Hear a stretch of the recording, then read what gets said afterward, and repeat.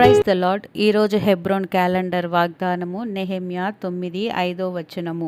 అప్పుడు లేవీలైన వారు నిలువబడి నిరంతరము మీకు దేవుడయున్న యెహోవాను స్తుతించుడని చెప్పి ఇలాగు స్తోత్రము చేసిరి. సకలాశీర్వచన స్తోత్రములకు మించిన నీ ఘనమైన నామము స్తుతింపబడునుగాక.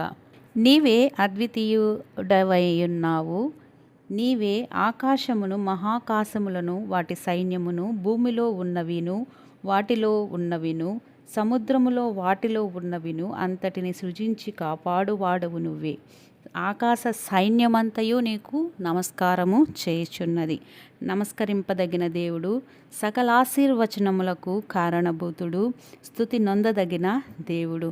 ఈయనే సైన్యములకు అధిపతియగు యెహోవా, స్తుతి నొందదగిన దేవుడు. ప్రభు దినమున ఇట్టి దేవుణ్ణి మనం స్తుతిద్దాము. ఆయన మందిర ఆవరణంలో చేరి ఆయనకు స్తోత్రాలు చెల్లిద్దాము.